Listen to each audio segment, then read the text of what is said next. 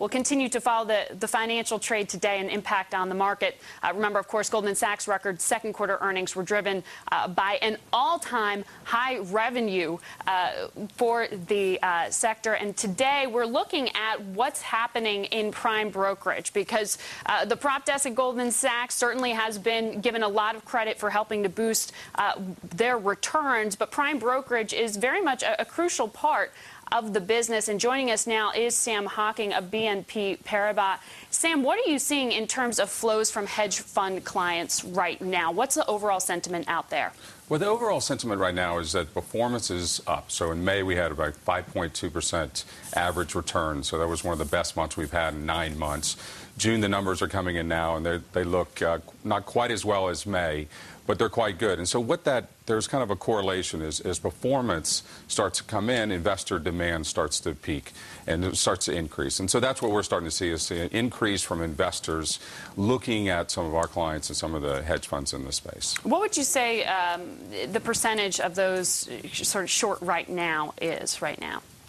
Short meaning how many clients are short? Well, right now I would definitely say that people are more long biased at the moment, at least our client base. As we review our client base, and we have over 350 clients, I think the majority is really long biased. And what's sort of the average ticket? I mean, what are you seeing in terms of what market share is out there now? We know a lot of the big firms had sort of culled and tiered out top-tier clients, shook off maybe some of the smaller micro funds out there. What are you seeing on that front? So really what you're seeing is just a bifurcation of the business. So the micro funds are starting to be handled by really kind of the micro prime brokers, and the larger investment banks and universal banks like ours are really interested in kind of the mid-size to the large-size hedge funds.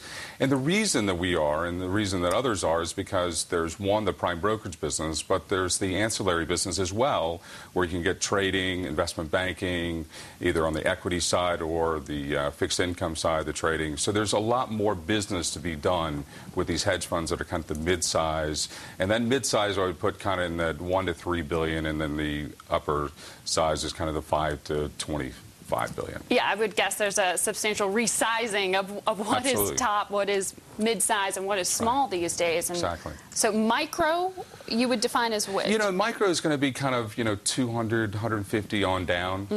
That's going to be kind of the micro size, and they're going to be kind of maybe a little more long bias. They don't have a lot of short balances, or they're not borrowing as much as they used to. And that's clearly one of the trends that's happened since the kind of the financial dislocation back in the fall, was that just people aren't borrowing as much money. Now, it's a kind of catch-22, because the banks have lost over $4 trillion in kind of write-downs and credit losses over the last year. So we're not lending as much as we probably used to, and the hedge funds aren't borrowing as much as they used to. What's the cost of lending right now? What's really the risk appetite? Well, the risk appetite is probably not as high as it was. I think what people are really trying to do is That's interesting, because the talk out there with Goldman today is sort of a return to an appetite for risk. Well, you're saying not the case. Well, no. What I would say is, the question really is it where it was in the end of 2007, early 2008? No, it's not. Not from our view. But what we are seeing is people are taking a little more risk. That is absolutely true. But it's not at the levels that it was back in 07, the end of 07. So as people, what we see is as clients of ours feel more comfortable with their businesses, they're going to take on more risk. And as they see capital start to come back into their funds, then they're going to take on more risk. So that's something we monitor. And you can see in the last probably month or two is the risk has been taken a little more. All right, we got to head to break. So you got off without answering the question on the cost of lending. But I'm going to ask you in this break, Sam Hocking, head of prime brokerage sales at B.N.P. Paribas.